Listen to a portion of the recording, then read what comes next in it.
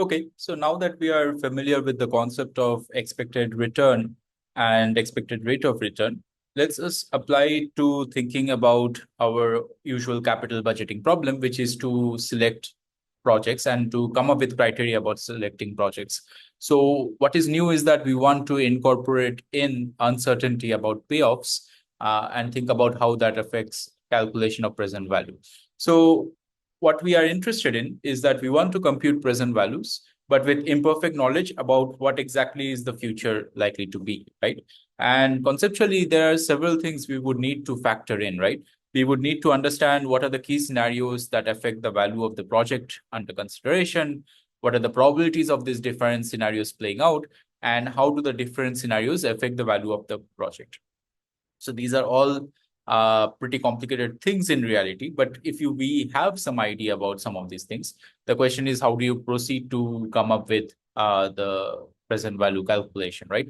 And the principal tool that we are going to use here is what is known as a payoff table, which is also sometimes known as a state table. And this is our first introduction to this useful tool, but we'll see that it has a lot of different interesting applications, right? So let's see an example to understand how this works. Imagine that you are considering purchasing a building for which the future value is uncertain, right? So let's deal first with a very simple case. Imagine that next year, the building is either going to be worth 60,000, which will happen with probability 1/4, or it will be worth 100,000, which will happen with probability 3/4. So these are the two possible states of the world. And let's just call these two states of the world as the bad state and the good state, right? So the bad state is the one where the value of the building actually is worth less. So that is 60,000. And the probability of the bad state happening is 1/4. And the good state is the one where the value of the building is higher and it is equal to 100,000. And this happens with probability 3/4, right? So how will a payoff table look like? So this is an example. So here we are specifying what are the possible states. So in this particular example, there are only two possible states, bad and good.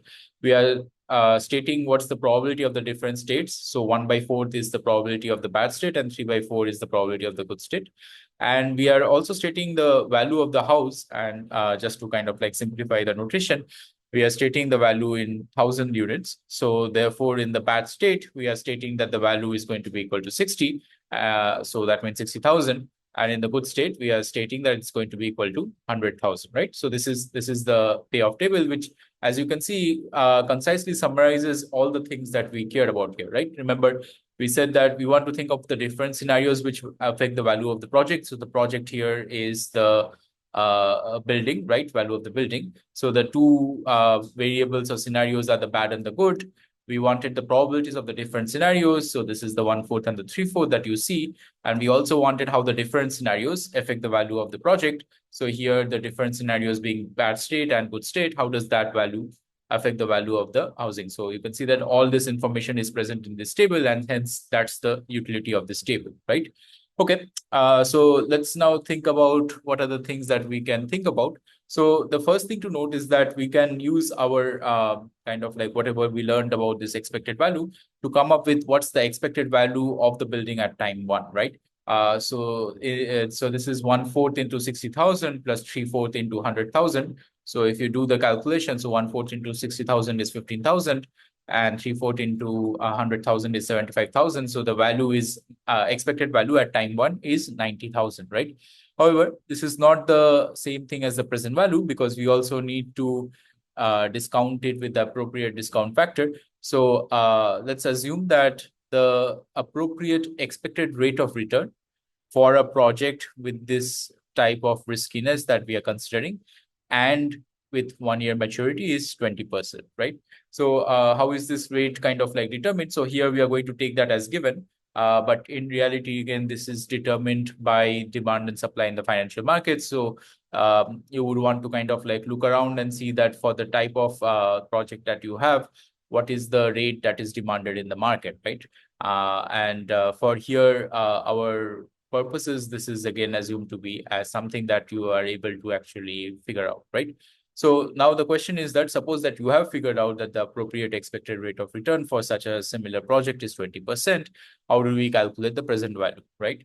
So there are two methods we can use. And the key is that to realize that it's actually quite similar to what we have done before, right? So there are two changes that you need to kind of like make. One is that you need to replace the known value with the expected value because we don't know what's going to be the value for sure, right? And we also need to replace the known future rate of return with an expected rate of return, right? So the first way in which you could calculate the present value is that you have in the numerator the expected value, which is this 90,000 that we calculated.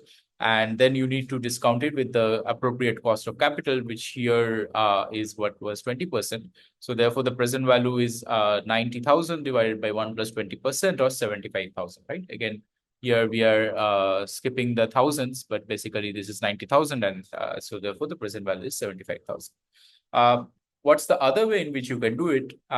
So the second way in which you can do it is that you can calculate basically the present value for each of the different states and then take the expectation of those different over these different states. And we'll see later what's the advantage of using the second method sometimes, right? But first, let's understand in more details how does the second method work. So we want to compute the discounted state contingent value of the building. That means that for each state, what is the value of the building? And then we want to take the expectation, right? So remember, the two states are bad and good. So we already know that in the bad state, the value of the building is 60,000, and in the good state, it's 100,000. And remember, the discount factor is given by 1 plus 20%. So this is coming in from the fact that we already know that the appropriate expected rate of return for this project is 20%. So this is the discount factor. So the present value we can get by multiplying the value with the discount factor. And so therefore, a value of 60,000 with a discount factor corresponding to expected rate of return of 20% is actually 50, right? How do we get that? So 60 divided by 1 plus 20%. So say that's 60 divided by 12 by 10. So that's the 50,000, okay? And what happens in the good state? So the value is 100,000. And again, you multiply it by the discount factor, which is this thing that is written here. And if you do the calculation, this is actually equal to 83.333 recurring, right? Again, in thousands. So what's the expected value of the building? So you take the average of these present values where the weights are given by the probability of these two different states, right? So it's the weighted average of 50,000 plus 83.33 thousand, where the weights are the probability of the different states. And if you do this calculation, you are going to end up with, again, 75,000, the same number that you have seen before, right? So you might think that this seems like a more complicated way than kind of like doing the first method, which is like also less computationally demanding. But you will see that this also has an advantage, especially when we look at other applications using the payoff tables, right? Okay, so another related question would be to ask what would be the rate of return in the two states, the bad state and the good state, and also what's the overall expected rate of return. So imagine that you are buying the building for actually 75,000 units, right? So the rate of return in the bad state is going to be equal to 60,000, which is the value of the building in the bad state, minus the cost of acquiring the building. So that's 75,000. And again, you need to divide it by 75,000. So if you do this calculation, this is equal to minus 20%. What's the rate of return in the good state? So similar calculations, except for instead of 60,000, you need to have 100,000, which is the value of the building in the good state. And if you do the calculation, this is equal to 33.3%, right? So what's the overall expected rate of return? So this is the weighted average of these two rates of return, where again, the weights are given by the probability of the different states. So therefore, it's equal to 1 by 4 multiplied by minus 20% plus 3 by 4 multiplied by 33.3%, which if you do the calculation, turns out to be 20%, right? So again, it's not surprising that the expected rate of return is 20%. This is again similar to actually what the appropriate expected rate of return for the other projects were, right? Remember, in our perfect world, in this risk neutral scenario, all these things should give you the same rate of return, right? Okay, let's look at one more question. So suppose that you have a factory which can be worth 500,000 or 1 million, right? With equal probability in 2 years, depending on the product demand. the appropriate cost of capital is, let's say, 6% per year. What is the present value of the factory, right?